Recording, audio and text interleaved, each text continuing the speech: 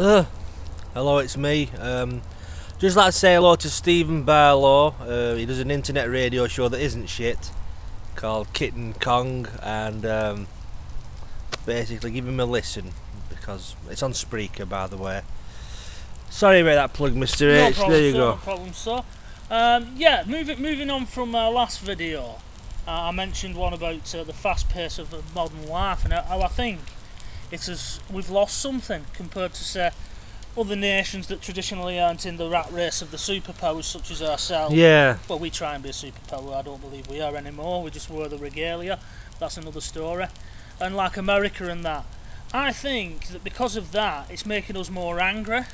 Because we feel as if we don't have these consumer goods, we're nothing, we're rubbish. We're measuring our lives simply by what we own and not what we have. Materialistically, I mean, most people, you'll see these people with big houses and big cars, but what you have to bear in mind, most of these people are up to the balls in debt.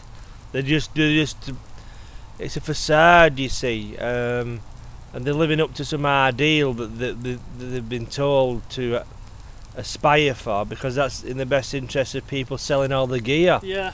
You know what I mean? And like we said in that other video, people are working longer hours and they're tired, and they're missing. There's a beautiful Alan Watts video which I might actually put a link under it.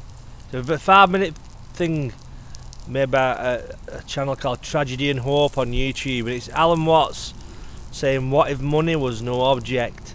And it basically talks about, you know, doing what you want to do in life, which is all nice and flowery, but it really inspired me, because it basically says in the video, if you go on just living to work, you'll spend your whole life miserable, because all you're doing is living to be miserable by just going to work, doing a job. You know, I mean, there's big warehouses opening in Wigan now, these new ones, and I've mentioned this before, they're full of fucking people who don't want to be there. They're only there because they have to live to survive. But no one makes you get a mortgage. No one makes you get a woman pregnant, to get your wife pregnant, and no one makes you have a few kids. If you choose to do that within the confines of the rat race, you have to play that game then, and you know, you have to earn that money. But if you decide to sort of opt out from it, you know, you won't have all the fancy iPads and everything like that, but you'll have something more valuable, which is time. You know, time is more valuable than money or material possessions, but this is getting lost, really, in the modern way of living. I don't know if there's any sense in that, Mr. H. Yeah, I see where you're coming from. I mean, we live such a fast pace, you know, you're told, oh, you know, and you are. What do people say to you? You know, oh, you've not got time to go and do your shopping, so do it online because you're important. Yeah, but what are you doing with all this time that you've saved? Yeah. What are you actually doing with it? Going sitting there playing Candy Crush Saga, or, you know, watching some fucking shit on telly? Will they give a fucking imaginary Pokemon in a field or something? Exactly, sir. So, you know, that's all fine and well, but I'm not going to bust a gut just for do fucking something else with it, you know, some shit. No, as people who watch these videos and watch me other stuff know, I mean, I'm not working at the minute, and you have a I wouldn't say your job's relaxed, but it's not a job that kind of... I'll say this, sir, regarding myself, what we're working at. I used to work on building sites, medium, and I've done my first year a bit like you have, being up to my spuds in fucking shit, and you know, you used to watch these people who were on these nice little jobs at council, you know, just doing an hour's work a day, and you used to think, how the fuck do I get on there? And I couldn't. I've sort of got elsewhere now, and I've sort of got, I wouldn't say I've got at the top table, as in I'm fucking chairman of the ICI, raking in so many K a fucking year, but I'm comfortable. I've got a job that doesn't push me, you know, so I'm happy. I'm happy, and that's what that's the trick. There's very few jobs like that now. No. And even these doors where there is jobs, those doors are slowly closing as a new generation steps up. I mean, even these like menial jobs, there's more pressure on you to produce more of whatever they're selling. Oh, fucking You know what I mean? Do you remember me and you being at tax? You know, I was gonna mention this. When you used to go through a piss, you used to have to go through sort of factory, didn't you? And wear Yeah, these funny hats and that to stop dropping in. Not that I have any to drop in now, but. Yeah. And you used to see these machines and they used to pour up, didn't they, what the shift before had done. Yeah, yeah. And it'd say, you know, like line 3 is ahead. And like, I used to think to myself, where are these people coming from?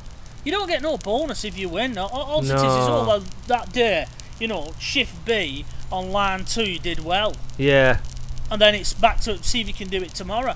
You know, it's an American idea. Why race against? I don't give a fuck if they're daft enough to produce 1,000 more jars of fucking curry sauce for the same money as me, who's only producing so many. Good luck to them, and more fool them. What? We're all expendable, and a fella called Nigel Davis at Butlins holiday camp. I used to idolise him. He's older than me, and we shared a chalet. Said they imparted these words of wisdom to me. Said, those who do the best get sacked like the rest, and those who fuck about are given the benefit of the doubt. I've heard that. You know what I mean? Like he didn't. No, like, no, I'm not. You know what I mean? But basically, you know, what's the point of knocking your fucking traps out for the same money and just stressing yourself up just for money? And you know, well, this is what's wrong with people. And again, Jimmy, when I used to work for that building company that we've discussed before, those of Nordic persuasion, they had an old pisshead working for them, because it was back in days where there was no ITV cards or any of that shit. And he used to come in pissed, or he wouldn't show up, he used to let them down. And I once asked him, I says, why do you stand him? I'd just fuck him off if it were me. Well, he's been with us a long time, and you know, he's got his problems. I says, well, that's not your problem, and he's a liability. And at the day, it just come down to, well, he's good for a laugh. Yeah. And you know, like me and you, you'd knock your panner. You were doing good work, and it were like he'd have to think of a few witty quips a week, and it'd be all right. Yeah. Well, there is that favouritism as well, and there's always favouritism wherever you work. And then there's people whose fucking faces don't fit, and people. I don't think I've ever been one of them people who's fitted in. I've not, sir. I've never had favouritism.